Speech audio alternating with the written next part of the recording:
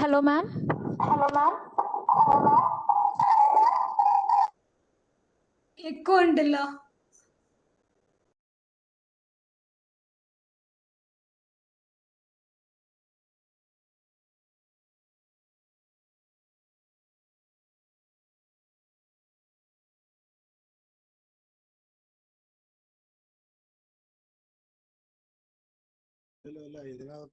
അതിനകത്ത് വരുന്നില്ല. ഇതിനകത്താണെങ്കിൽ ശബ്ദം കുറച്ച് കേൾക്കും, പിന്നെ അവിടുത്തെ മിസ്റ്റേക്കാ.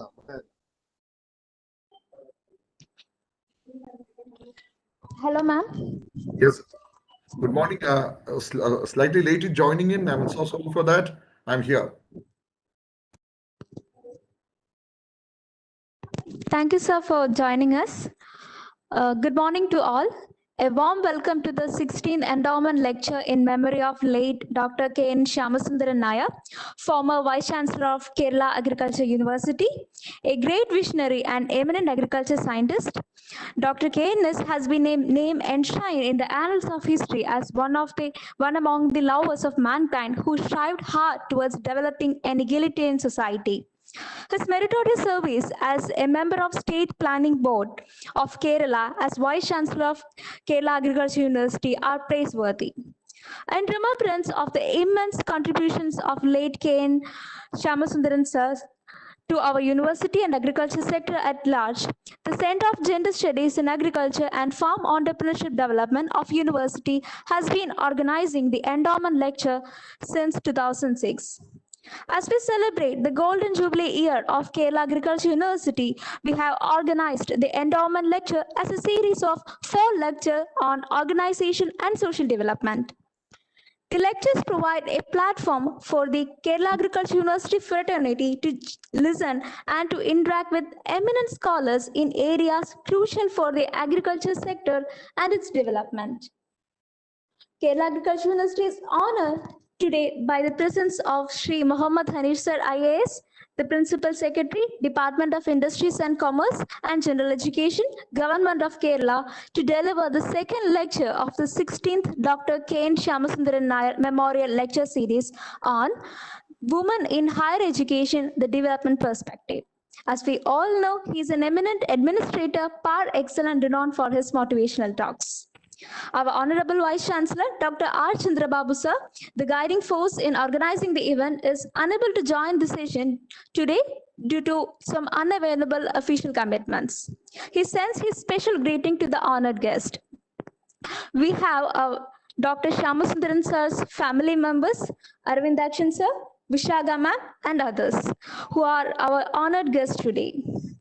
Dr. Anup E.V., Dean, Faculty of Forestry, Kerala Agriculture University, who will be the moderator for the session.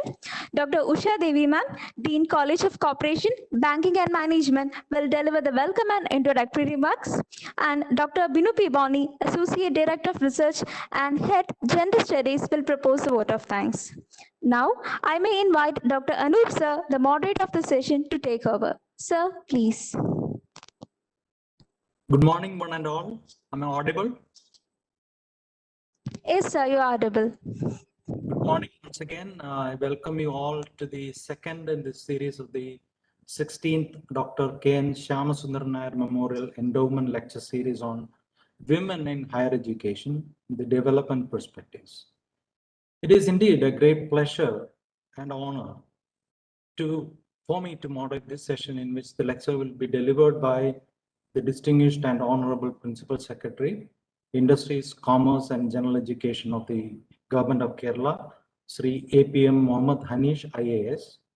It gives me even more pleasure to be associated with this lecture series, organized each year by the Center for Gender Studies and Farm Entrepreneurship Development of the Kerala Agriculture University, under the able stewardship of Dr. Binu P. Boni, who is also the Equity Action Plan Nodal Officer of another prestigious project of the Kerala Agriculture University, the CAST project funded under the National Higher Education Project of the ICAR. Let me now invite Dr. K.N. Usha Devi, Dean College of Corporation Banking and Management, to deliver the welcome address. Dr. Usha Devi, please. Am I audible, sir? Am I audible? Hello. Yes, ma'am. Yes, ma'am. Yes, ma'am. Okay. So, esteemed guest of the day, APM Mohammed Hanish IAS, Principal Secretary, Industries, Commerce and General Education, State Government of Kerala, the Dean, College of Forestry, Dr. Respected Dr. Binu P. Boni,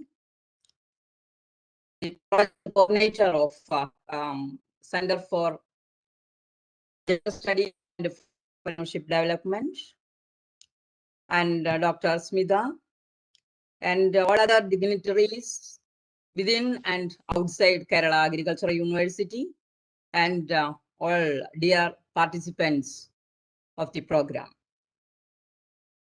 It is great privilege and pleasure to deliver the welcome address in this auspicious occasion of the second national webinar organized as a part of the endowment lecture in honor of Dr. K.N. Shamasundaran Nair, sir, the former Vice Chancellor of KAU, Kerala Agricultural University, and the eminent development scholar. Hands off to the contributions of Dr. K.N. Shamasundaran Nair, sir, for her service to the service as meritorious service as the Vice Chancellor of Kerala Agricultural University and as the member of the State Planning Board. As this year, that is the year 2021-22, as Kerala Agricultural University celebrates its Golden Jubilee, it has been decided to organize the INS Memorial Endowment Lecture National Webinar Series on Organizational and Social Development. And the first one was delivered by Dr. Murtiknaya, former National Director of ICIR NIP New Delhi, on transforming organization the way forward. And today's topic for the national webinar to women in higher education, the development perspective. All of you know that the education plays a critical role in the development of the nation, but is social and economic growth. A nation is educated in the real sense of the term when entire population is educated. Women constitute almost half of the country's population, and when 50% of the population denied education, a nation remains underdeveloped. As the UN report of education for women, women is the single most effective way to improve lives and health of the family and society at large. Empowered women contribute to the development of the society, community, and nation. As Swami Vivekananda said, educate and empower women first and leave them to themselves. Then they will tell you what reforms are needed for the development of our nation. This verse itself shows the role of educated women in the development of a country. And the review of the latest trends towards the change in women's access to higher education reported by UNESCO demonstrate the expansion at an unprecedented rate for women in higher education. And they also addressed the shifting gender disparity from male to female dominance. In this context, the webinar on the women in higher education and the role played by the educated women in the development of the country is very relevant. So today with us, the APM Mohammed Hanish IAS, to the Principal Secretary, Industries and Commerce and General Education, to share his views on this topic. If I brief him, Shri APM Mohammed Hanish IAS, officer of 1996 batch, a gracious man with a affable personality. Worked in various capacities as the district collector, chairman and MD of the Kerala State Civil Service Corporation, Ernakulam, Kochi Metro Rail Limited, Kochi Smart City, and the Secretary of PWD and Urban Development. He has received the State E-Governance Award instituted by Government of Kerala for the initiative taken in Education Department. He is also a recipient of the Business Professional of the Year 2017 Award. He is a busy administrator, passionate quizmaster, eloquent speaker, and a habitual writer. And presently, he is working as the Principal Secretary, Industries, Commerce, and also the Vice Chairman, Executive Committee of SEAT, Kerala. I am sure that with vast knowledge from the various training programs from the University of Toronto, Canada, and IIM Bangalore, and at the Tata Institute of Social Sciences, Mumbai, and the long experience as an administrator. His views surely will provide valuable insights about this topic. Sir, with great pleasure and respect, on behalf of Kerala Agricultural University and on behalf of Center for Gender Studies in Agriculture and Farm Entrepreneurship Development and Caste Project, and my own behalf, I extend a cordial welcome to you, sir. And I also extend our cordial welcome to Dr. K.V. Peter, sir, the former Vice Chancellor of Kerala Agricultural University, Dr. Geeta Kuti ma'am, the former project coordinator of this particular center, and all other dignitaries, and especially the family members of Dr. K.N. Shyamasundharan Nair, sir, in this program. And I welcome Dr. Anu, the moderator of the program and the Dean of College of Forestry. And I also with pleasure welcome Dr. Binu P. and all other organizers of this webinar. My welcome also goes to the participants and all other dignitaries within and outside Kerala Agricultural University.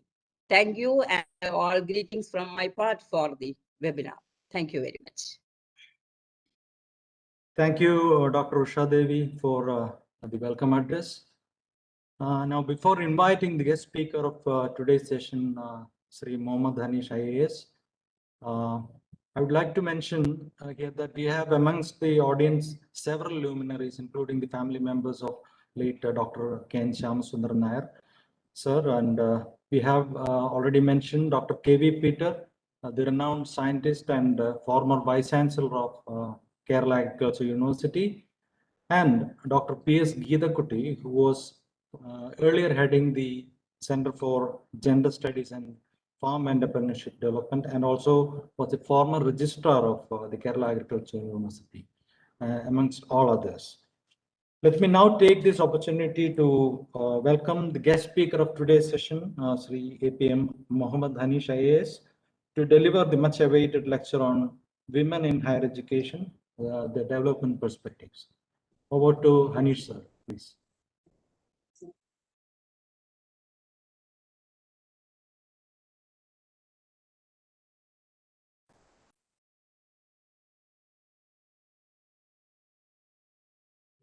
Hanish, please unmute the mic. The luminaries from the academic world, distinguished personalities, former vice chancellors, family members of the late Dr. Shyamasundharan Nair, teachers, students, my colleagues, erstwhile colleagues as well, and the well-wishers of Kerala Agricultural University. Let me begin today's session by stating that I hold a reasonably close relationship with the family of Dr. Shyamasundharan Nair. Dr. Shyamasundharan Nair's son, Rahul, studied with my younger brother, Najib, in college, and they were great friends as well. I don't know where Rahul is now. And Dr. Nair was also a great friend of my mother's elder brother, management professor, quite well-known teacher, and founder director of TKM Institute of Management and Cochin. I mean, one of the founding teachers of School of Management Studies, Cochin University, Professor A.M. Salim. So in fact, I pay my tributes, the glorious tributes to the extraordinary academician, brilliant scientist that Dr. Shyam Sundar Nair was, and the kind of extraordinary contributions he has made to the society at large in Kerala, and specifically to Kerala Agricultural University. When I was a student, I used to hear about Dr. Shyam Sundar Nair in detail from my uncle and also from my younger brother about his son. So I'm so glad to be in their midst. Today, Kerala Agricultural University always remains a tantalizing proposition for me. Tantalizing in the sense that the beautiful trees, the lovely gardens over there, the shrubs and the herbs over there captivate me to no end. 25 years back, 24, 23 years back, when I had my Kerala Darshan program, crisscrossing all the districts of the state as part of my civil services initial, cutting the teeth. That was the time when we had spent one night in Kerala Agricultural University in the lovely guest house over there. So my fascination and my romance with Kerala University, Agricultural University, began there. So I had plans to visit the Agricultural University physically and to deliver the lecture from there. But unfortunately, because of the extraordinary nightmare that COVID-19 has become, we are absolutely truncated or restricted in terms of our movement, and ultimately I've been forced to confine myself to being available on the virtual platform. So my dream of visiting Kerala Agricultural University again remains unfulfilled. I will certainly come again if you would wish to invite me. Today, the topic or the kind of thrust of the argument that's to be presented today dwells on a very sensitive topic. Women empowerment at large and the involvement of the women in higher studies and the development perspective. First and foremost, my question is this. When it comes to the realm of academics and acquisition of knowledge as such, how does it make a distinction or a differentiation between a male and a female? Because as far as I'm concerned, every person, male or female, has his or her equal opportunity or right to be part of the higher education system in the country and across the globe as well. And many a time, we have also found that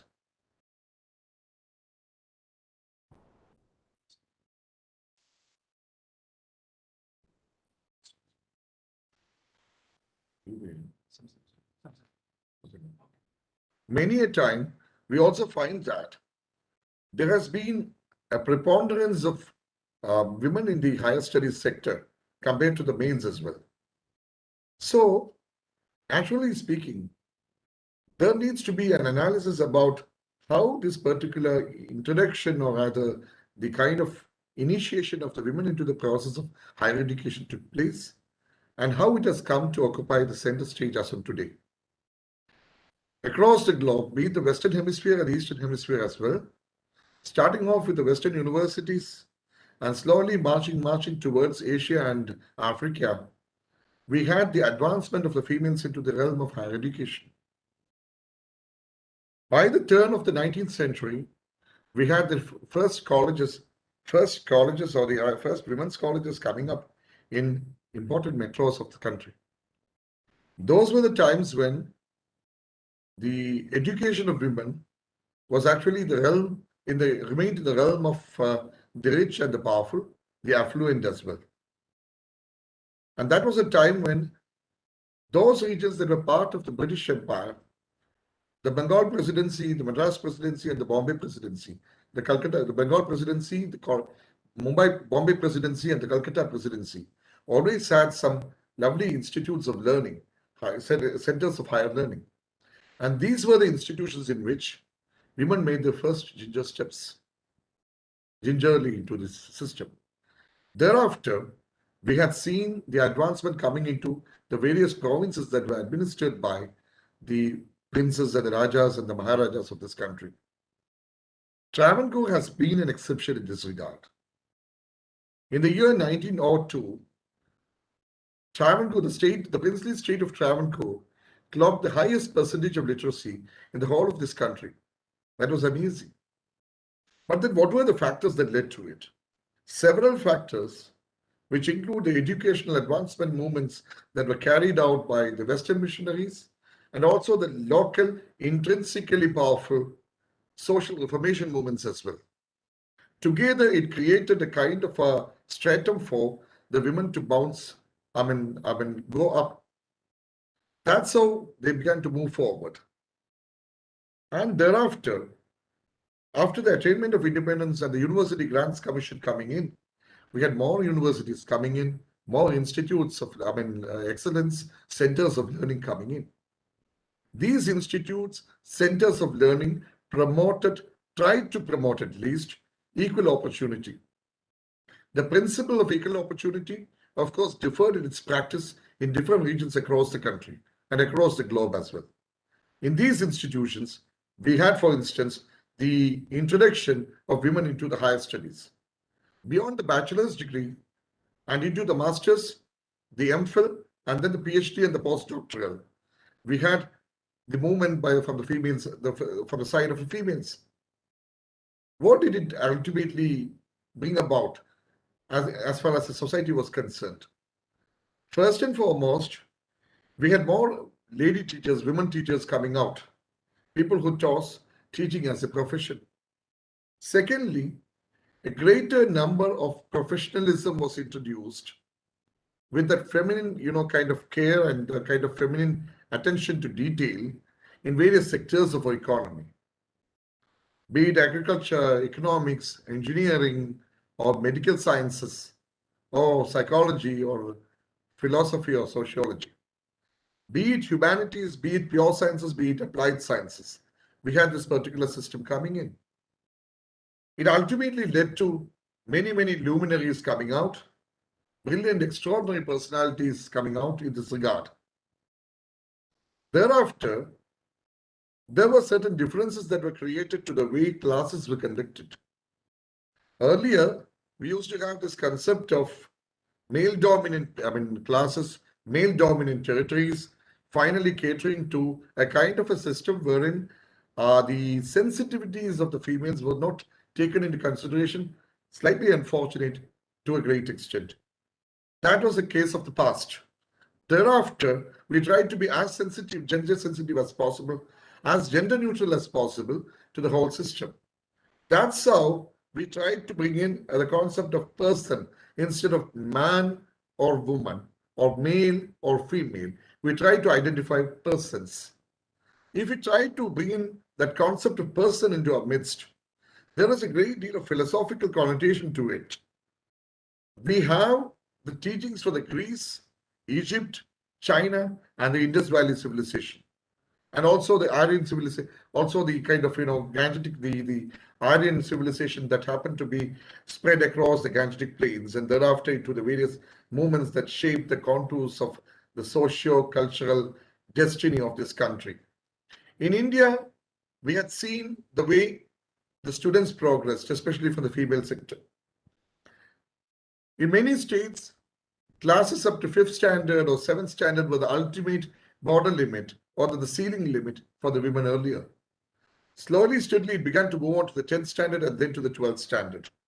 Thereafter to the bachelor's and then master's, and thereafter to the doctorate studies.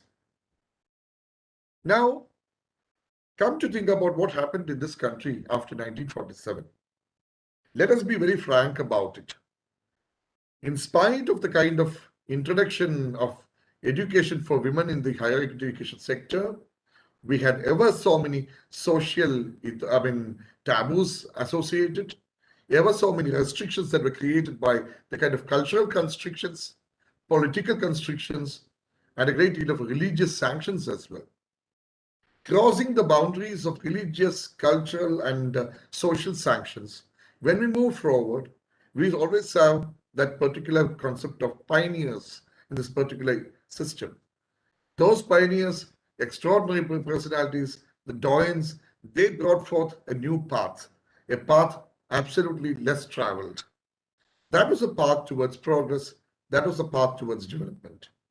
The development indices in the 1950s, the 1960s, and the 1970s appear to be really skewed as far as our country is concerned.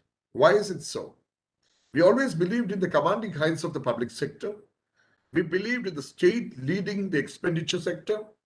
We also believed that ultimately government is good for everything. It's after the 1980s, the introduction of the computerization, and later the much talked about 1991, budget of Dr. Manmohan Singh, which brought in the three terms of liberalization, privatization, and globalization, that a great deal of new opportunities were brought in. Along with it, we also got too many challenges coming in. Challenges posed by globalization, challenges posed by liberalization, and challenges posed by capitalism and crony capitalism. Many a country had seen the pitfalls as well as the pluses of capitalism and crony capitalism. We need to really dissect and disseminate, dissect this particular kind of shibboleths or the kind of concepts or the precepts that have been created. What is it that stands in the way of the woman in advancing her career, in advancing her studies, and ultimately getting into excellent positions in various professions? We see that beyond the social space constrictions, beyond the cultural restrictions and the religious taboos, it's always been a question about the mental conditioning of yesterday's woman. I put it very clearly, yesterday's woman vis-a-vis today's woman. My dear sisters, need not mistake me for that. But then I'm being very clear about the kind of, change in terms of the mental space, in terms of the conditioning of the mind that has happened through these decades. Does it have something to do with the globalization that has taken place? Globalization in its wake has also brought in a great deal of insecurity in the workplace. Insecurity and lack of permanency of tenure as far as the job is concerned.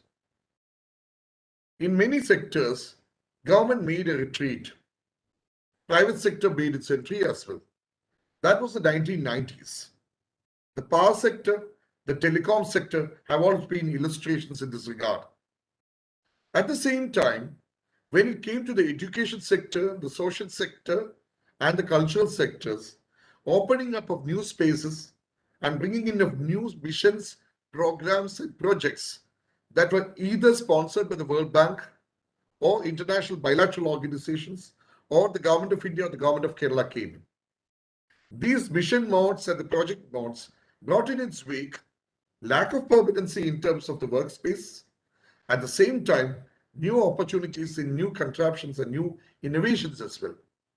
The first important thing which happened in the wake of the liberalization has been the introduction of the great internet into our system. Mobile phone made its entry in 1995, 1996 in this country. It became slightly popular in this country in the 1990s and became extremely popular after 2000 AD. Mobile phone and the internet together brought to us information in our hand, in our palm. That being the case, then began the laborious process of dissecting, sifting through the enormous mass of information and disinformation that has come in the 21st century. This calls for dexterous fingers and also dexterous minds, precise mindset, analytical thinking, and nimble fingers as well, decided as to how we can move or navigate from website to website and try to ferret out the truth from the kind of half-truths and the untruths. So acquisition of knowledge became an issue.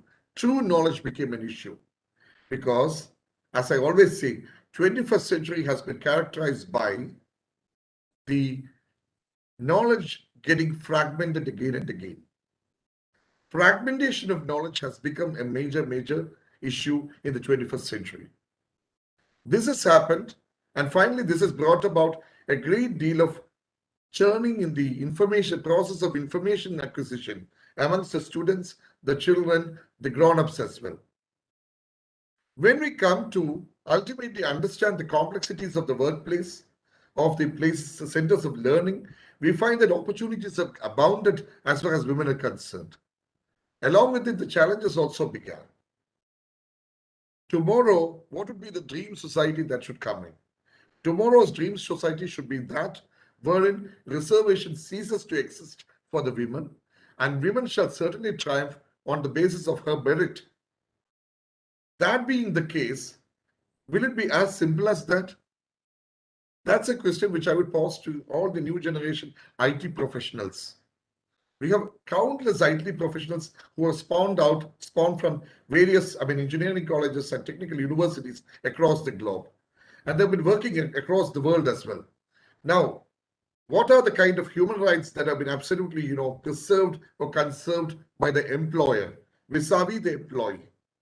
My friends from Bangalore keep telling me that it's a 12-hour schedule, and after the advent of COVID-19 pandemic, it's become 13 hours and 14 hours. And ultimately, what's happening to our body altogether? Our head is affected, eyes are affected, cervical spondylosis has become an everyday reality, and the back pain has also become endemic. This being the case, how much of insurance cover is being provided by the societal systems and the governmental systems? Insurance and a great deal of, women-specific incentives and women-specific leave and other, kind of facilities and benefits have not been really that forthcoming in the present times. So we have money with us. At the same time, do we have mental peace or physical peace? That's $1 million question which I put forth to all of you. This being the condition, we should move on to what happens after the academic days. Beyond academia, there lies the big, large world, or whatever we call as the kind of world with enormous deal of opportunities. At the age of 24 or 25, you are stepping out of the centers of learning, centers of advanced learning. Of course, education happens to be a continuous process across, several decades, as all of us say. I myself being a quizzer and a quiz master, I keep updated on the latest by trying to read 2 or 3 newspapers a day in spite of my kind of busy schedule. At the same time, there is always a question here. Beyond 25, what happens? Beyond 25, there are 3 determinants as far as human being is concerned. One is the kind of determinants created by the family and your social space. Second is the determinant created by your profession and the professional space. Third is the determinant that's created by your personal and mental space. These 3 determinants together navigate you through those years from 25 till 60 or 65. After 65 or 70, you try to slow down on your pace, slacken your pace a bit. Thereafter, what happens? Thereafter, either you go in for some deal of fine reading or otherwise occasional visits to the doctor as well in search of the medicines or some cure.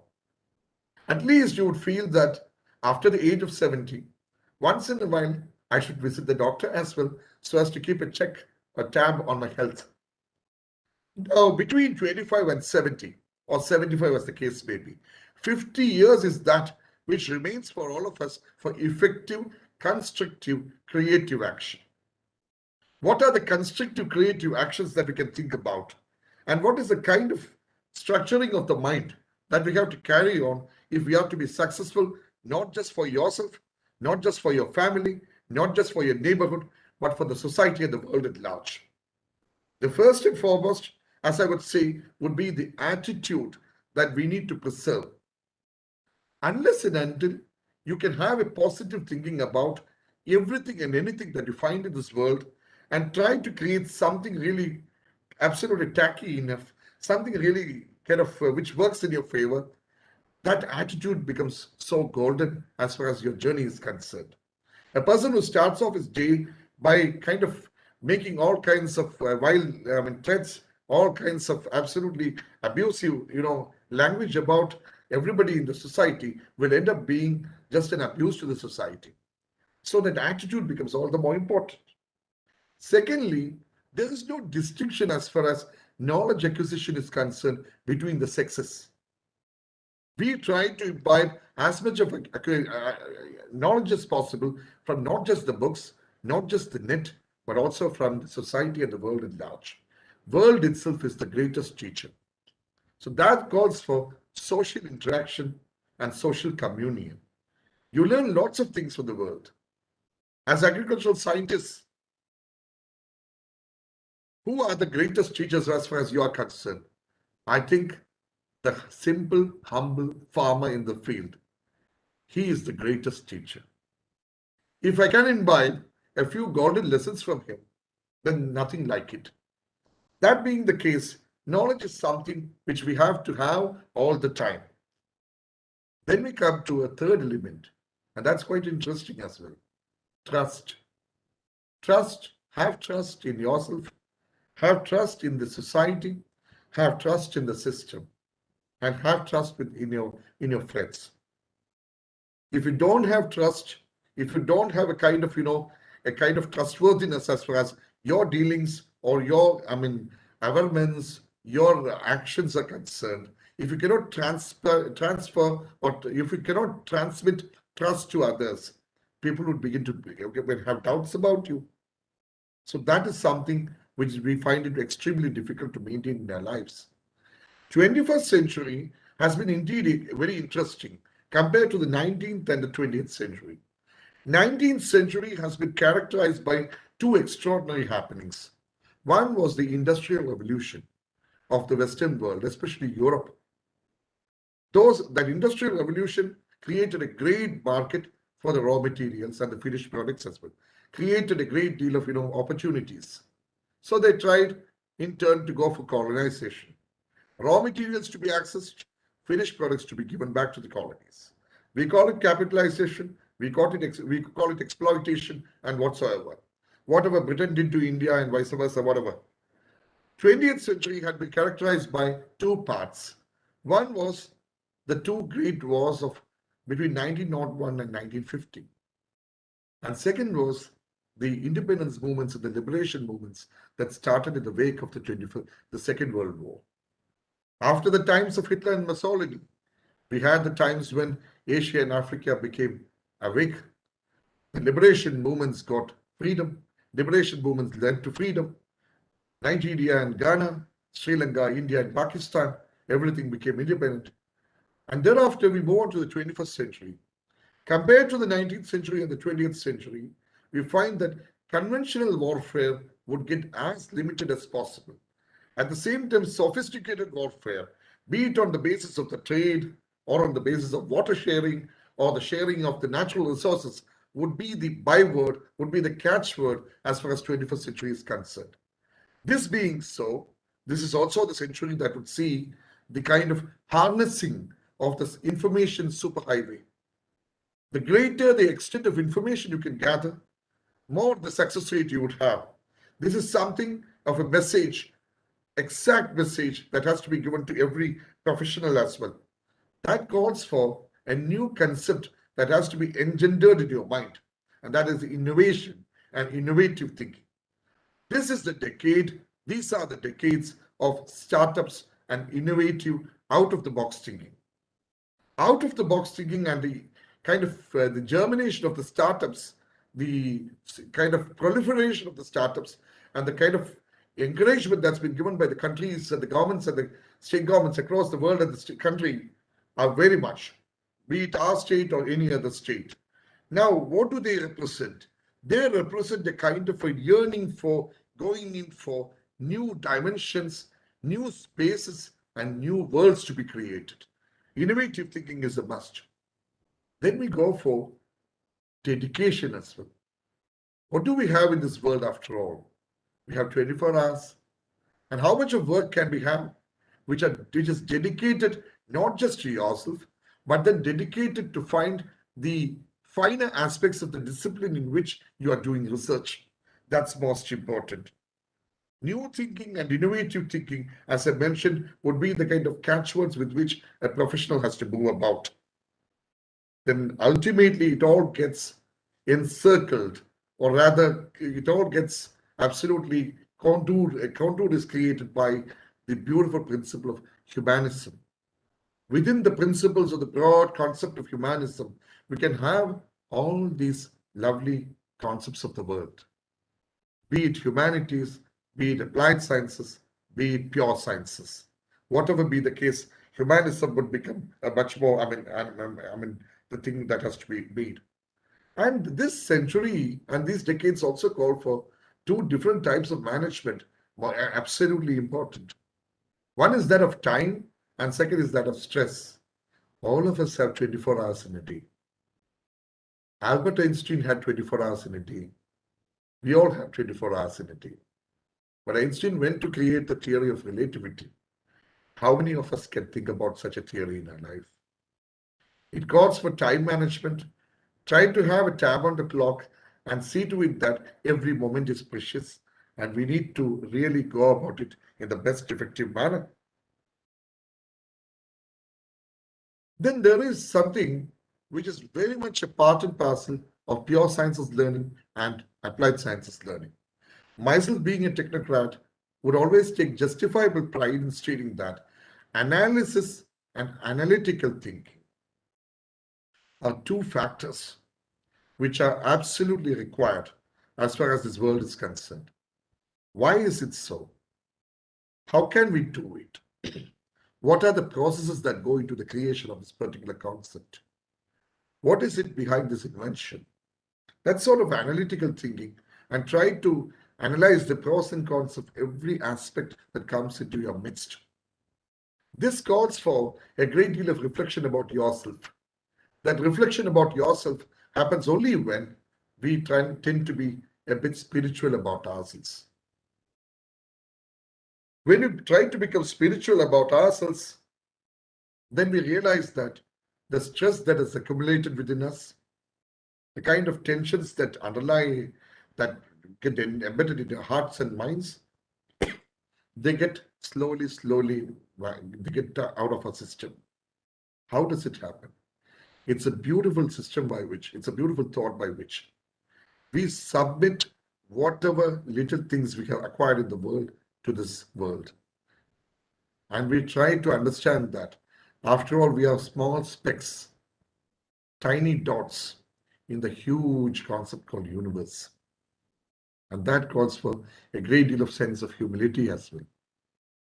These being the kind of thought frame or the kind of mental frame within which the 25 to 75 years has to traverse, then we go on to understand as to, with this kind of a successful mindset, effective, creative mindset, how do we bounce forward? How do we move forward in terms of understanding the perspectives about development in this country and in the whole of this world? And how we place the women in the context of this development perspective. Development in this country can happen in many ways. One can be based on just the infusion of capital and the returns based on it.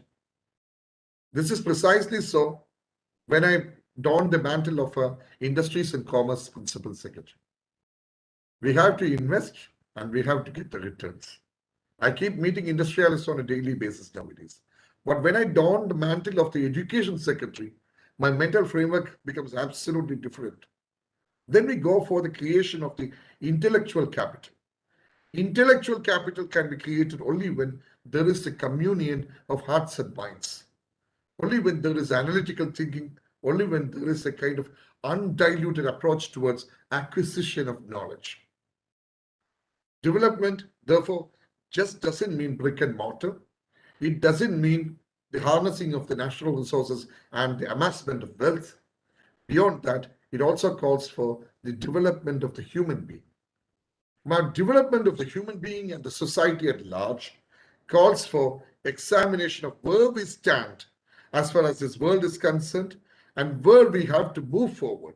What are the kind of targets, the kind of objectives that we have put forth for ourselves? This calls for examining as to, where does an Indian male stand? Where does an Indian female stand today? And what is the target that we have to set forth for, say, the target year of 2020 or 2030? Sorry, 2030 or 2040 or 2050. Now, that calls for the cultural advancement, the social progress, educational advancement, spiritual progress, economic well-being, and beyond that, that sense of belonging to the society. If my sister is able to walk along the streets of Cochin or Trivandrum at 12 o'clock in the night without being protected and without any fear, I think that's the beginning of an emancipated society, a liberated society. Are we close to it or are we away from it? That's a question which I leave to the audience over here. We will seek answers for it. But beyond that, there is always the question of nutrition, education, this kind of social, ethos associated with marriage and the kind of life that they have to lead. Is it really necessary that a lady has to get married between the age of 18 or 18 and 25 or 20 and 25? Or is it actually possible for a woman to lead an absolutely professional life, independent of everything else, and see to it that a new world is created for her? It is possible. It has to be possible. If this country has to relive the glory and the tradition it had in those hoary years of the BC and the AD, this is something which we have to do a great deal of soul searching about. As percentage of the GDP, the spending on the social sector has been on the increase. We have ever so many central government schemes for women education, for women emancipation, social advancement, and a great deal of schemes for social protection as well. But the question is this: does it reach the lowliest of the land? Does it reach the most downtrodden in this country? Or does it just reach the middle class? My sincere answer, it's not the answer of a bureaucrat. My sincere answer as a true citizen would be that we are still away from attaining this goal. But let us not be disheartened about it.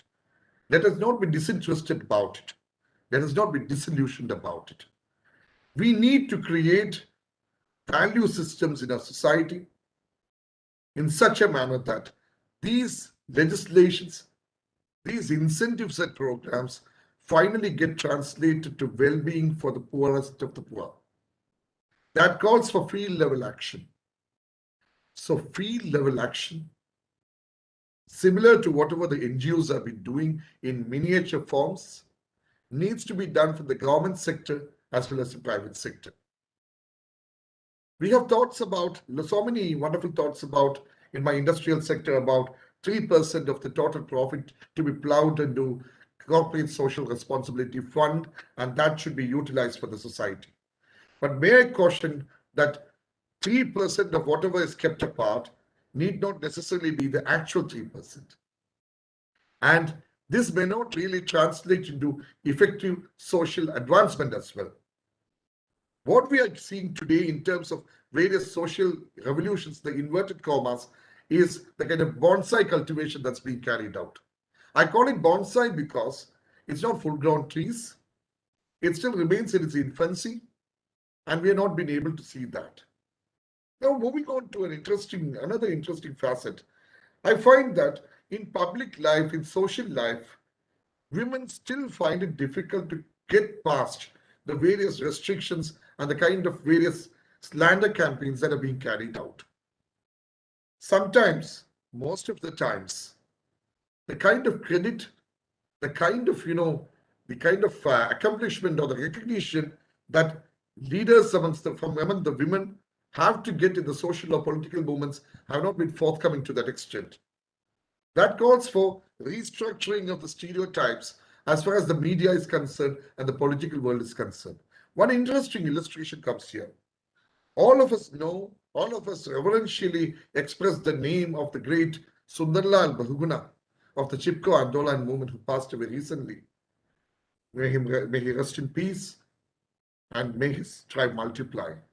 But myself, with my frequent dalliances or my frequent travels to the state of Uttarakhand, I had understood and learned in detail the kind of pioneering role that is played by a lady named Gaura Devi of Chamoli.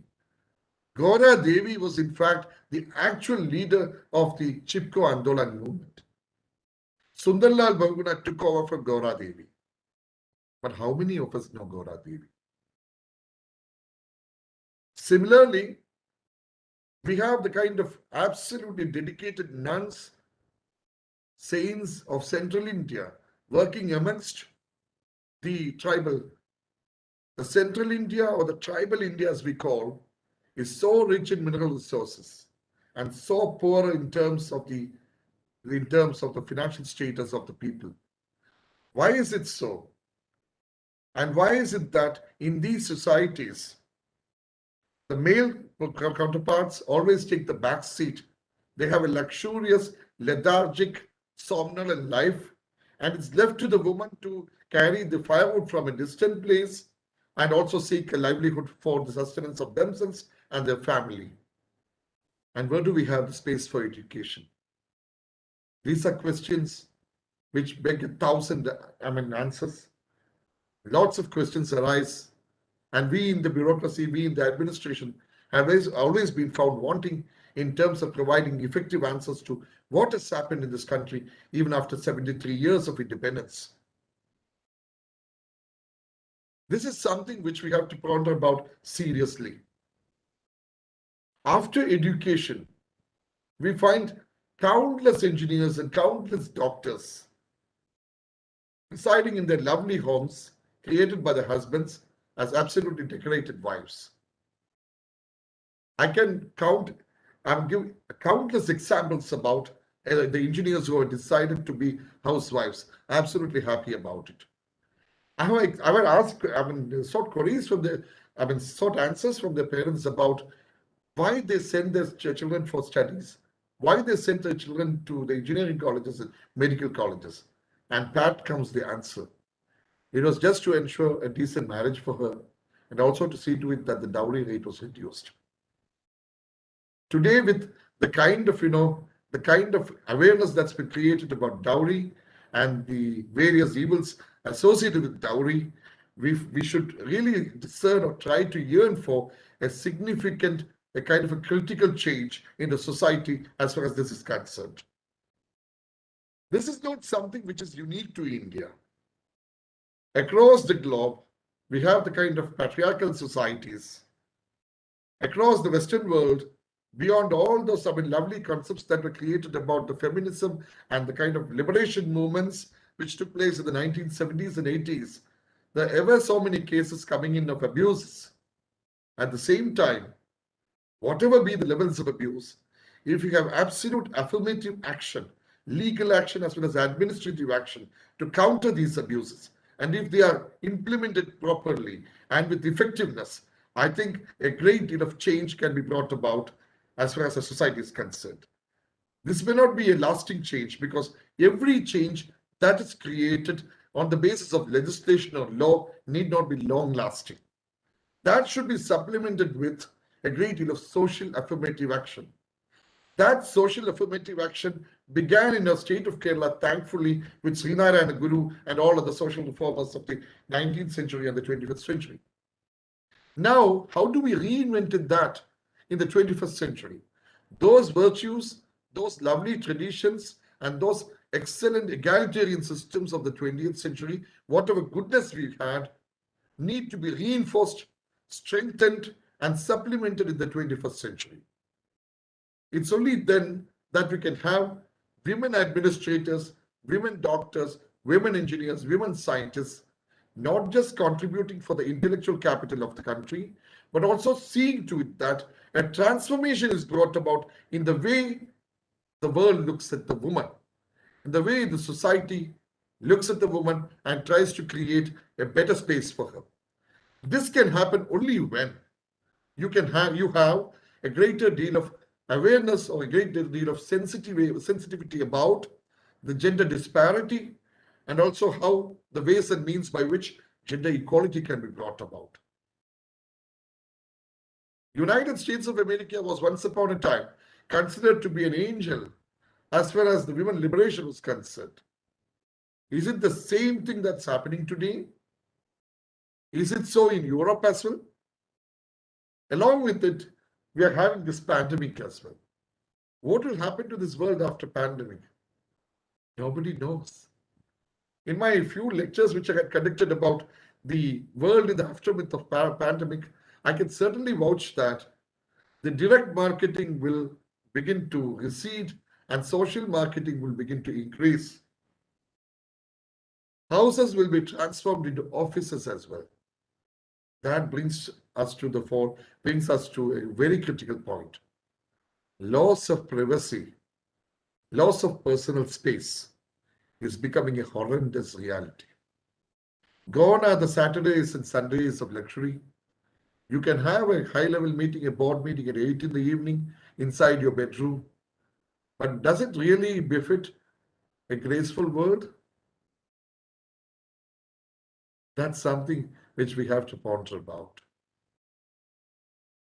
Tomorrows we cannot reckon with. Yesterday's have always been seen. Today's realities are witnessed. But then we try to create a new tomorrow. And that tomorrow we always hope that it would be better than today. And we get ready to embrace that tomorrow in all its glory. When we set forth a target for the society, when we set forth certain objectives for the society, we begin our walk. When we begin our walk, we would have so many groups together. On the way, we find that because of the thorns and the bushes, and because of the kind of, the kind of obstructions on the path, many would decide to go away. The true path to emancipation, the true path to liberation remains, but then your tribe is getting dwindled with every passing hour. You will ultimately become a loner, a solitary person plodding along. And when you move along, ultimately darkness catches up with us. And then we are left with the question, how do we move forward in spite of the pitch darkness surrounding us? That's where we need to light up that candle of humanism within our hearts. And the candle of humanism, the candle of virtue, that would lead us through this darkness. Hours later, ultimately, somebody may cross your path. He would ask a question to you, "Oh, stranger, what is it that keeps you moving all the time in this darkness?" And you should be able to answer that. Come what may, I shall move forward. And I will certainly see to it that there is a ray of hope at the end of this path, a pot of gold at the end of the rainbow. That's why we move forward. And then we go on to that poet saying, rage against the dying of the light, and don't fall gentle into that night.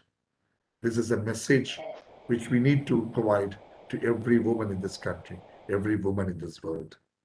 That's the kind of spirit, indomitable spirit with which all of you shall move forward.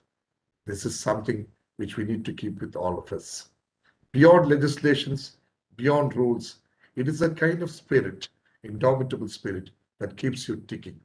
And along with you, the males, the counterparts, all of us would certainly join hands to see to it that generations are created by you. People, just 2 or 3 persons may be created by the males, but generations are created by you. Education given to women creates virtuous generations. That's what we have to strive for. With these kind of perspectives in mind, we need to move forward for the attainment of a new world, creation of a new world in which new thinking, liberation, and a great deal of virtue shall pervade all our spaces. With these words, I would thank all of you for having given me this wonderful opportunity to deliver Dr. Shyam Sundar Nair Memorial Lecture. And thank you very much. May God bless us all. Thanks a lot. Thank you very much, sir, for the very enlightening, enriching, and motivating speech today morning. In fact, we are blessed with your, such a wonderful lecture that we've had so far. Before going into my duty of providing the concluding remarks, I would now like to request the audience, if at all any questions they have or any remarks they have to offer, especially the senior teachers and luminaries in the audience that we have. I now request you to come up with your own remarks or comments, if any.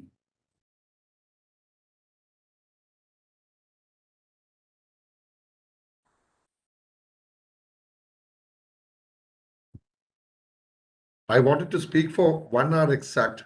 I precisely stopped at 50th minute. So another 10 minutes for you again. We can go up to 12:30 or 12:40 max. Good morning, sir. Or good afternoon, sir. Am I audible? Can you speak a little bit more louder? It's not audible. Yeah, good afternoon. Am I audible? Yeah. Okay. My name is Salisu Ahmad. I'm a student from the Department of Agricultural Extension, Kerala Agricultural University. Can you be audible? I mean, a bit more audibility? So maybe the network is having the problem, but actually I don't know. But I'm speaking very loud from where I am now. I would request you, sir, to put it in the chat box. That would be better, no? Okay. Your queries you can put in the chat box so that I can read it out. Okay, sir. Meanwhile, I request learned professors and our own teachers to add to what Hanish sir had just now spoke to us.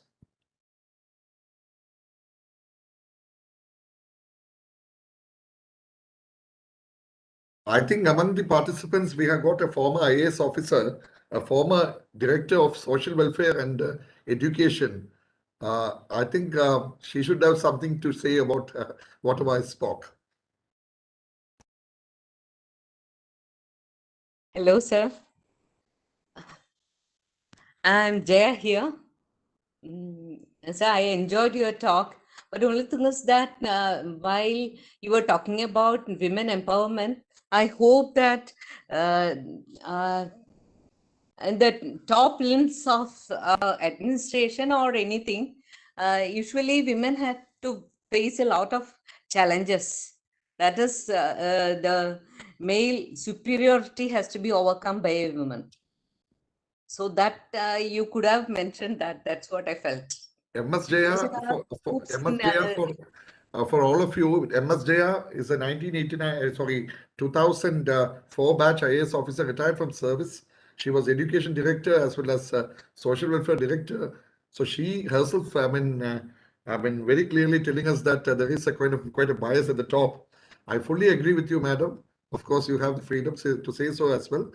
And ever so many issues still remain regarding the kind of glass casing or the ceiling limit as far as a woman is concerned. But then today's generation, tomorrow's generation should be able to certainly break the ceiling and go beyond it. I understand fully well the kind of sentiments that you have expressed. Thank you, sir. Can I make a point, sir? I'm Dr. Binu Pivani here. Yes, Dr. From what Jaya Madam has already stated, you have not touched upon the multifaceted challenges that women is facing in the society. That is the multitasking challenges she has to face to reach a position. You always you continue to reiterate that it is the same challenges that the men and the women are facing. I totally disagree, sir. I'm taking my freedom to disagree with you, sir. Dr. Binu, I should have put it this way. I try to be a person who believes in equality all the time. I understand what you said. Multitasking is a great challenge as far as Binu Piboni is concerned. All of us are concerned. But then it also gives you a great deal of opportunity. How many among us males have this great ability of multitasking? Multitasking has always been a strength of the female community. Am I correct? Yes, but you didn't mention it or in your speech. Dr. That's what. Vino, there's no disagreement about it. I fully accept the point that multitasking, especially being a homemaker, being a professional, being a social person together, is a great multitasking ability. That's a challenge. At the same time, I should also hasten to add that that also provides a great deal of opportunity for you, which is beyond the unidimensional attitude that many males have. You are all multidimensional. So keep up the great work. I'm sorry for not mentioning it. Thank you, sir. I'm Dr. Prema from the economics department. Thank you, sir, for a very encouraging and very thought-provoking, which everyone should. All these, I think, most of them of us are here are ladies, so should look into themselves, and as well as those men who are among us also should look. And it is very nice that to praise women like doing multitasking and all, but at the same time that causes a lot of stress and pressure to them also. But that part, especially in these last 2 years of pandemic, I think many of the time it has not been taken well, or it has not been addressed well. And let it be there. And I would like to hear from you. You were there in the higher education or education in that bureaucracy. And what are the steps that you have taken so that these thoughts that you are having should be inculcated into the minds of the young students or the school children, and even the college students, and where that could bring any change, because all what is happening nowadays shows that everything is going back, and that should come from the family.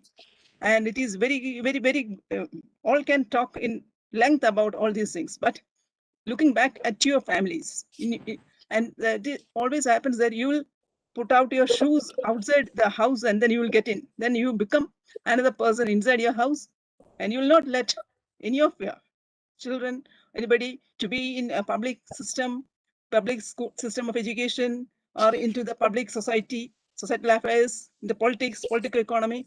And still we have everything that politics is something is bad.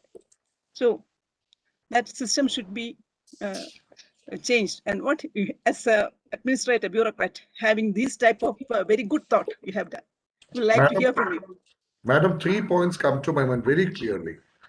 As an economist, as a person who has had access to social sciences as well, see, Sanskritization of the society, meaning the movement from the lower layer to the upper layer of the society, has happened so slowly in India. Am I correct?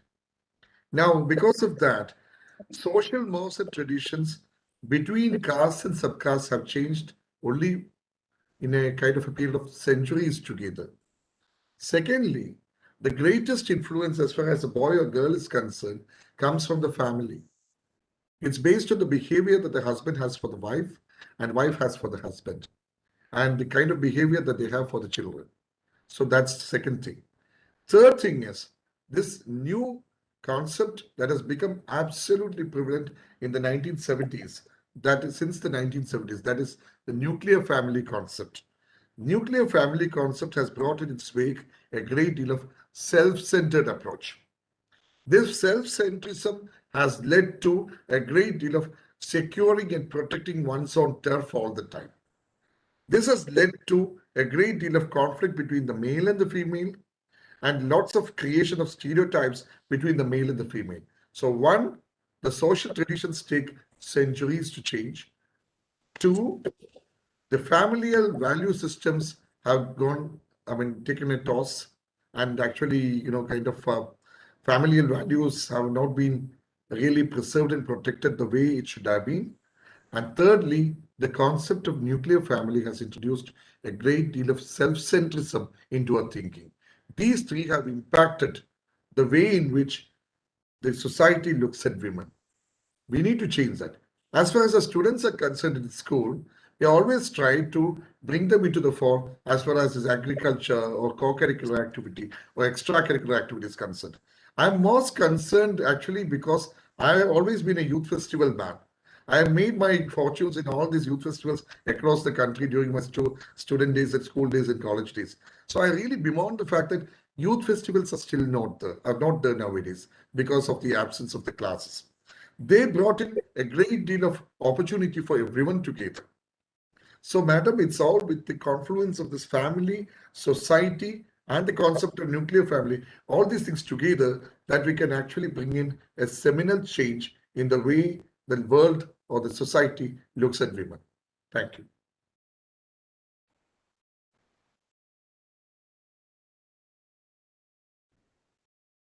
I think in the chat box, there is a question very much on the similar lines. Like, there are so many legislations available, but when it comes down to the society, things are status quo. So I think that's partly answered in the earlier question. Let's be very clear about it. Legislations, laws, rules, regulations, they all abound in our world. India has the largest number of rules and regulations, the largest number of law offenders as well. How does it happen? Our constitution is one of the biggest in the world. United States of America has one of the smallest constitution in the world. And how much has been the adherence to law? That's one question. Secondly, any change that's brought about as a result of law or rule will only be transient. Actual change can be brought about only with social transformation.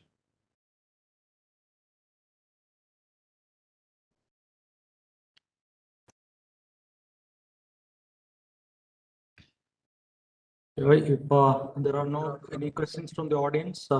Yes. Good morning, sir. Good morning, sir. Good morning. Good morning. I am Dr. Prem, Associate Professor, Kerala Agriculture University. Just I'm asking for an awareness or okay, just I will ask. Still, sir, I feel the women representation in judges of High Court and Supreme Court still not in number, not in a high number. This question is regarding to the higher education, women higher education. So let me conclude. How many lady vice chancellors did we have till now? Quite very few. And none in KAU. So that's something I think the government has to, I mean, the governor of Kerala and the government of Kerala together have to decide. Anyway, what I'm saying is the first judge in the Supreme Court of India happened to be Justice Fatima Bibi from Kerala in the year 1990. So 33 years went by. No, 43 years went by after independence for the first judge to enter the portals of the Supreme Court of India. And any lady Chief Justice until now? So it takes some time in any case. But what I'm saying is that this glass ceiling has to be shattered. This glass ceiling will get shattered in the course of time. How to accelerate that process? That's most important. I leave it to you. Thank you, sir. Thank you, sir. Yeah, I think we now have to respect the time also for our honorable guest. One or two questions maximum. Yes, good afternoon, sir.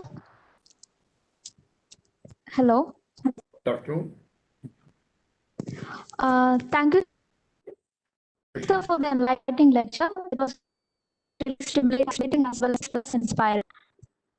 So my question is, so women in the century are educated and employed. Why the money or the financial matters of a family is always handled by men?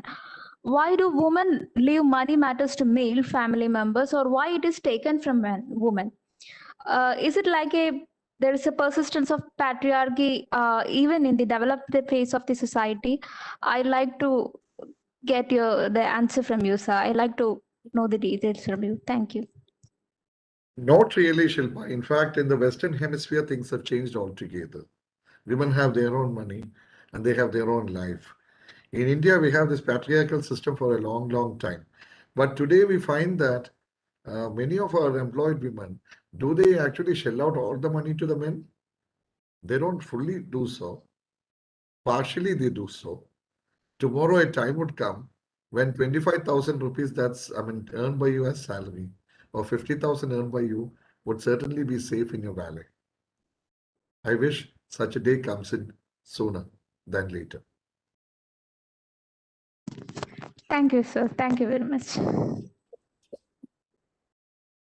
Okay, I think our honorable guest, Hanish Mohammed sir, already indicated that we have time up to 12:30 or 12:40, sir?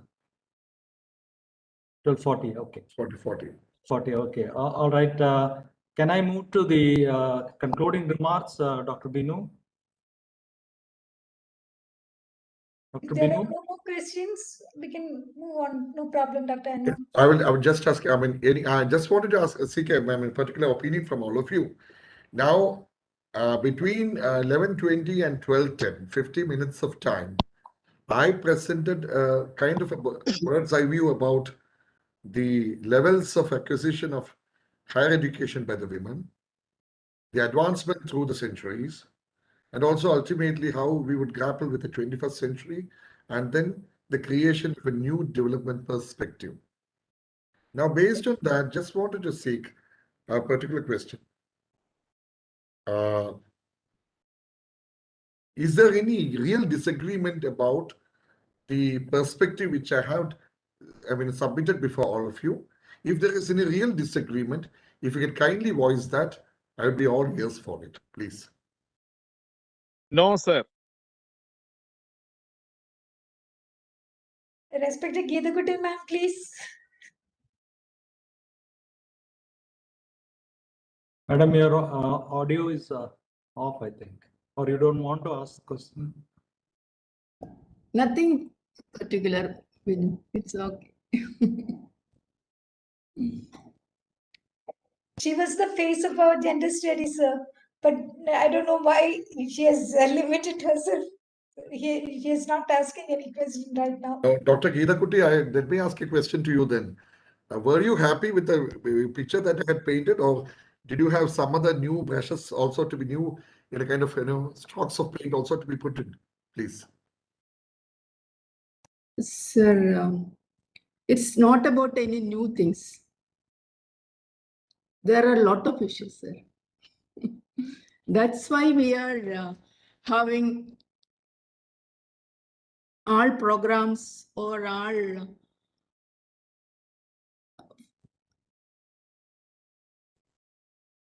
eyes now looking at the issues of women. That's why there are a lot of issues. Of course, you have touched some of the beautiful sides, like the spiritual dimension, which may help us. Of course, it also may. But when we are in the dynamic stages of our youth and also in the career, there are a lot of other issues which are coming into the way, where actually they have to look at the conflicts they are facing at the familial background and also at the career background. When they are in the institution is actually a cross-section of our society. That means there are men and women coming from different arena or different spheres and also different backgrounds.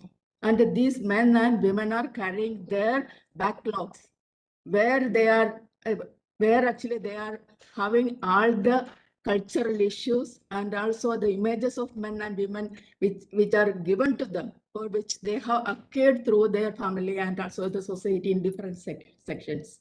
Of course, they are deciding those back luggages which they are carrying in their heads. They are actually deciding how they are performing in the organization and also in the public places and also in the decision making.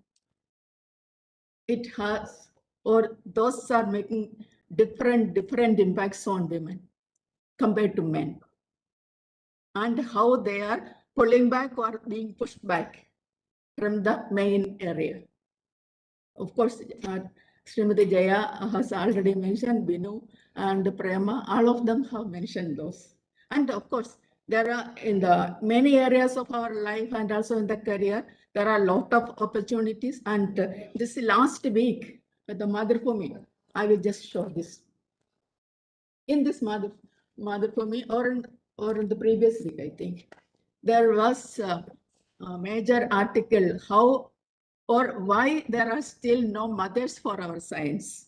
Only fathers are there. And they were looking at the century or the older tradition of how many Nobel prizes were given to women and among the men and compared to the men Nobel winners.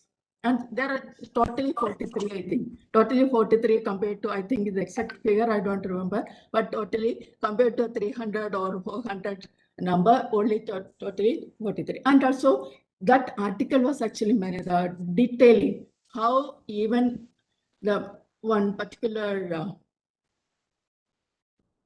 woman scientist who was actually identified or nominated for the Nobel Prize 19 times. She was not accepted or given the prize. And at last, her colleagues then named a particular element in her name. I don't remember exactly, I didn't refer for this purpose. And so like that, and again, how the time is changing also.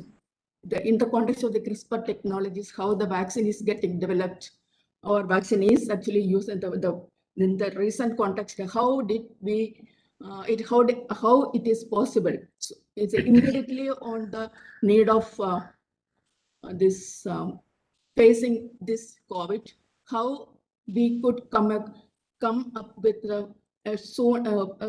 modern technology for vaccine development. It was actually happened because of some 10 decade long research by women scientists in England.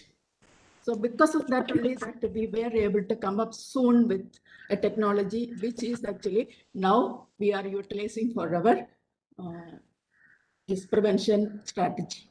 So like that, and again, how actually she got the Nobel Prize along with her colleague in this previous year. And again, in that context also, the men scientists, how they were trying to bag it away from the Massachusetts Institute. Luckily, she could, because of her institution support, she could get the Nobel Prize. So like that, I think I request all of my colleagues to read that particular article in the not the last but one week Madhurabhumi article, Madhurabhumi Weekly. The particular article title itself is How Still We Don't Have Mothers for Our Science. So I remain here. I think Gita Kutti's, illuminating comments about it and the nuggets of information she had presented.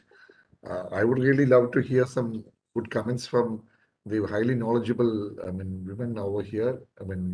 Academicians, administrators, intellectuals. Any comments about whatever Madam said?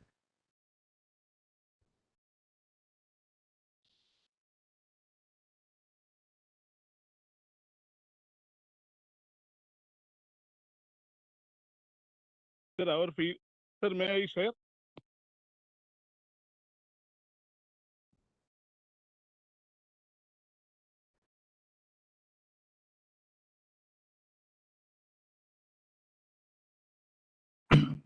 I guess there are no reactions from the audience.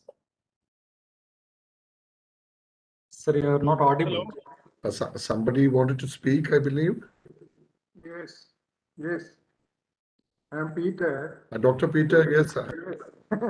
I was actually looking at you from, of course, I was seeing Very nice. your camera is not exactly positioned. Former Vice Chancellor, Dr. K.V. Peter is a very well-known face. Okay. I know you for quite some time, lots of time. Yes, okay. Hello, Okay. sir. Yes. So nice of you. Very nice of you to see you and to hear you. In fact, this equality is a very difficult term. What is equal? In fact, in the Old Testament, the God created a man first. And from the ribs of man, you should understand, he created the lady. And then again, the equality is there only in the zoological name, that is Homo sapiens.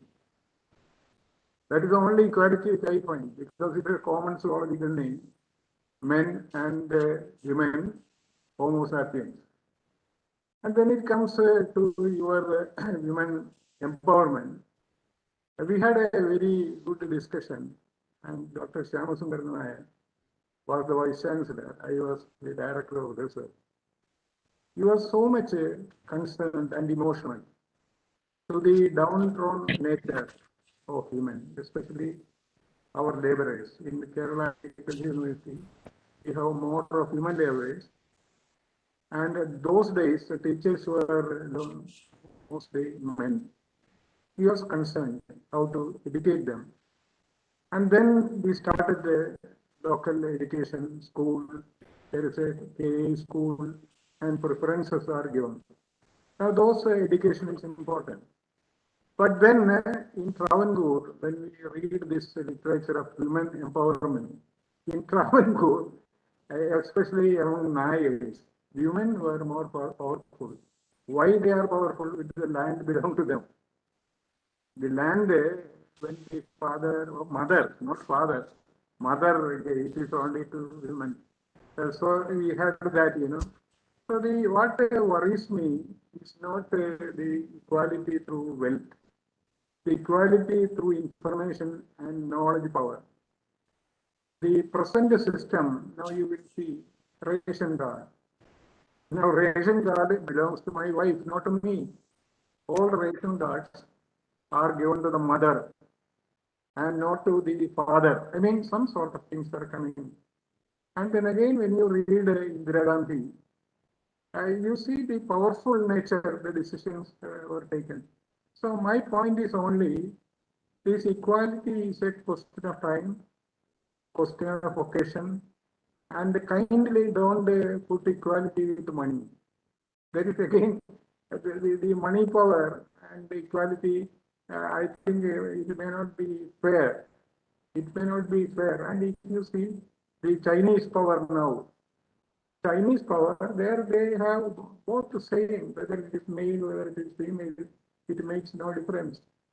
Even in US, it makes no difference. But when it comes to India, we had year-old concepts of men's superiority. I think these are all changing, one by one changing.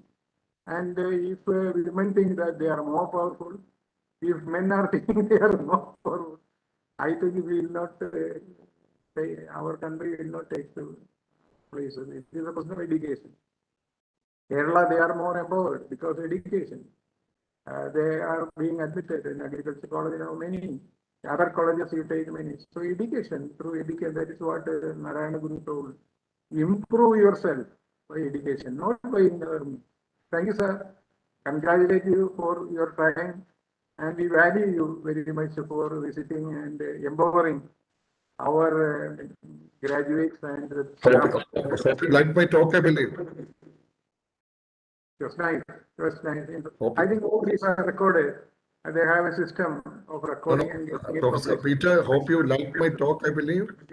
Very good. It is very good. In fact, what we are going to have is, after this talk, your things are recorded and they get it printed. It is going to be a document. That is what I tell Dr. Binu, that it is all right. We will there, we will hear, and we will interact. But when it should not go to the air, it should be a document.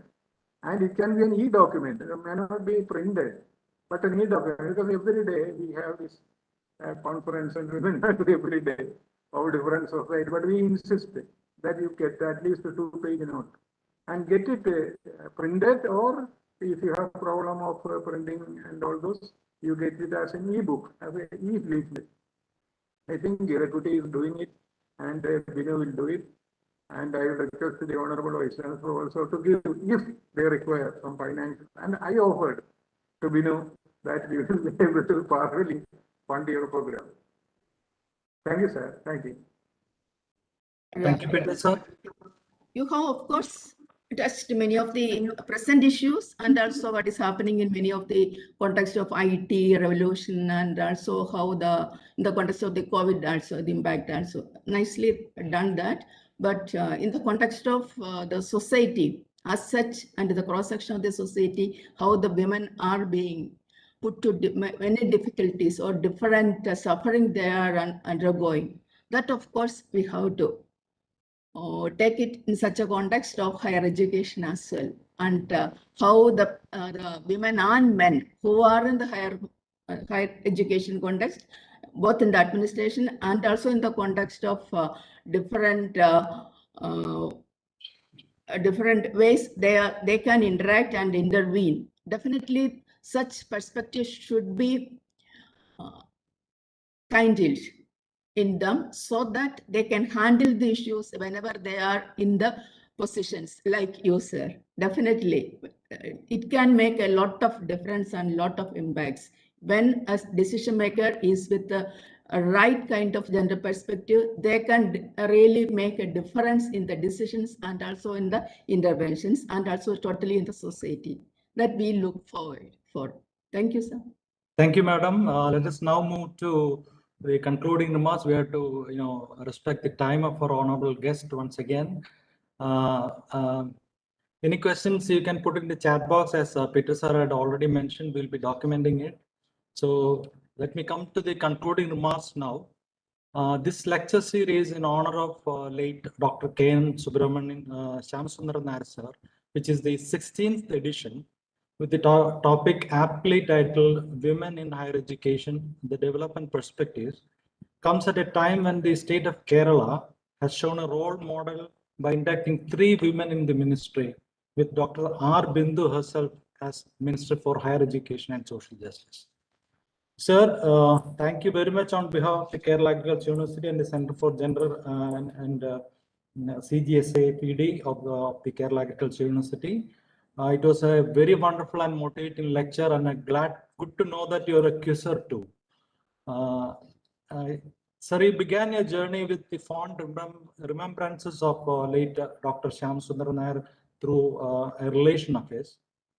And tantalizing was the word that you used to describe, or you described our university, because it was a captivating word, and the Kerala Agriculture University campus are all lush green. But unfortunately, as you said, you could not make it to any of these because of the pandemic and other busy tight schedules that you're having. Sir, you also mentioned the subtle difference between the male and the female when you began the lecture. This is something that struck my mind also, because it's only the very minor DNA difference that makes man different from woman. But I'm forced to remember the talk. There's a TED talk by Mark Gungar on how the male and the female brains are wired. They're totally different. That makes the difference. As you mentioned, women as great managers of multitasking. The brain is totally wired differently. Men are actually dumb, as according to Mark Gungar. They concentrate only on one thing at a time. I think Vinupi Boni would be extremely happy to hear this. Dumb in the sense, that they simply are brain dead. That is what is describing. The male himself, Mark Gungar, is a man. So you took us through the several civilizations and how women were, keeping. Women were treated or rather put into the education sector. But come 21st century, you described the internet era as making the mindset of people or mind dexterous. That is very true, sir, because we are led into, or fed into bombarded with knowledge, and spend a lot of time in front of the computers. And women in the IT sector is something that you have to really look at, because they spend more than the 12 hours that are normal for them. Maybe pushed up to 15 hours a day. And there is a 50 years of constructive lifespan, as you mentioned, for many of the people. That is where you have to focus, and you rightly mentioned world as the teacher. And for the agriculture people over here, or the agriculture scientists over here, the farmer is the teacher. Very right, sir. Then it was in fact revealing that, since I'm in the forestry college, I did not know about Gaura Devi. That is really sad, because I knew only Sundarlal Bahuguna behind the Chipko movement. So now you put the great once again, a small point about Gaura Devi, an illiterate lady from Chamoli district in Uttarakhand. This lady was the one who led Sundarlal Bahuguna to the Great Awakening movement. She is the one who began this embracing the tree concept. Thank you, sir. That was, in fact, a new knowledge for us too. Then, we have a ray of hope. We ended the speech with a ray of hope. Embrace, forget about yesterday's. Tomorrow is something that is happening, and what you have to face is tomorrow. Face the tomorrows with a ray of hope. Race towards light. That is what you have mentioned. Thank you once again for such an enlightening talk and such an informative talk. I don't know whether, being a male, I could not look that talk from the angle of the female, because they will be having several disagreements, as many of them pointed out. But anyway, it is justice done for this particular topic. Thank you very much, sir, and also to Peter sir and Geeta Kuti madam, Dr. Prema and Dr. Binu in particular, who was invited me to moderate. Although I'm not at all connected with this sphere as a whole. Only because of being the dean of the faculty, I have been asked to moderate the session. Now let me invite, because of the shortage of time, I am not prolonging much. Let me invite Dr. Binu P. Boni, who is the professor and head of the CGS AFED, the Center for Gender Studies and Entrepreneurial Development of the College of Agriculture, Kerala Agriculture University, to propose a formal vote of thanks. Thank you, Dr. Anup. So, distinguished guest of honor, Dr. Mohammed Hanish, sir, IAS, respected Dr. Anup, Dean Faculty of Forestry, beloved Dr. Usha Devi, Dean College of Corporation Banking and Management. Excuse me, Dr. Binu, can we see you? Yes, sir. Yes, sir. Sure, sure, sir. That is, other dignitaries, respected family members of Dr. KNS, respected Peter sir, Geeta Kuti ma'am, other senior faculty members, colleagues, and my dear students. It's indeed a privilege for me to place on record the heartfelt appreciation and thanks of Kerala Agriculture University and CGSFED to all who have made the second lecture of Dr. KNS Memorial Endowment Lecture Series a memorable one. At the onset, let me extend our sincere gratitude and appreciation from all at Kerala Agriculture University to our distinguished speaker for the day, Shri Mohammed Hanish sir, IAS, the Principal Secretary, Department of Education, Industries and Commerce, Government of Kerala. Besides being a dynamic administrator who has left his mark with his personal touch in all he has been serving in various capacities, he finds time to pursue his passion, to motivate others through his words and deeds. We are privileged and honored to have that today. And actually, I personally know him chairing a few philanthropic organizations. I'm sure his learned insights on a topic of contemporary importance is of profound significance to KU, where the dominant group is women. That is, we have women outnumbering men in all the spheres, right from laborers to the students to faculty, staff in every spheres. I think our gender ratio is almost 1 to 2.5 in the university. And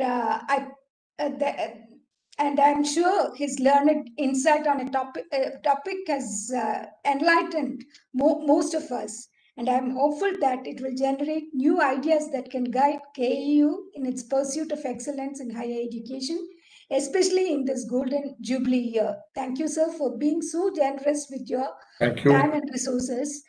But I have a few points on which I totally disagree, sir, because, especially on the context where you have said the challenges are on par. I definitely agree to disagree with you, sir.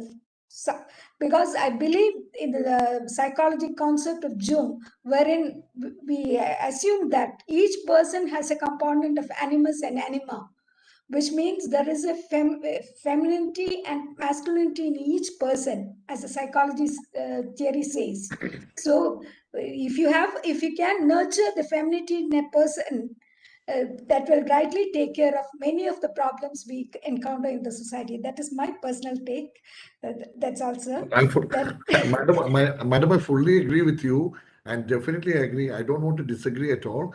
I fully take whatever you say, and I also am of the same belief. So we are on the same board now. Okay. Thank you.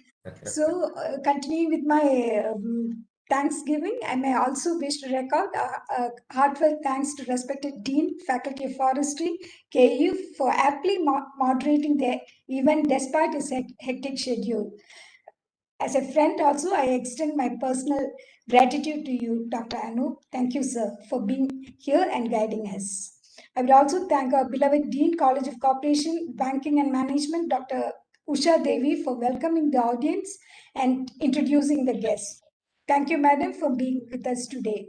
We are grateful to all the dignitaries here who have graced the occasion with a participation that include respected officers of the university, staff and faculty members, all dear students. It's indeed your presence that made this event a success. Family members of Dr. KNS sir, our former Vice Chancellor Dr. KV Peter sir, Registrar Madam Dr. Geeta Kutti, former Registrar Dr. Geeta Kutti ma'am. She has been heading the center for quite a long time, and she has remained. And I think we have experienced the spark with which she has made her comments. They all have been associated with the program from its inception. Your presence is greatly valued, and we thank all of you for your continued support. Our sincere thanks are also due to our Dean, Dr. Anida Cherian ma'am, though she's not here today, for leading and supporting us all through. On a formal note, let me also thank my colleagues at CGSFAD, Department of Agriculture Extension, especially Dr. Smita, Ms. Shilpa, Dr. Lokesh, Akhilajit, and Santi for sharing the responsibilities in arranging the program. It was a pleasure working with you all, and I also remember my personal friend, Ms. Seda Banu, former Additional Director, Department of Fisheries, for all the support and commentary we share. Thank you, dear. The next lecture in the series will be on 24th July 2021, and we look forward to all for your continued support. Once again, I thank the distinguished guests and all dignitaries in the meet. Thank you all. Thank you. Thank you.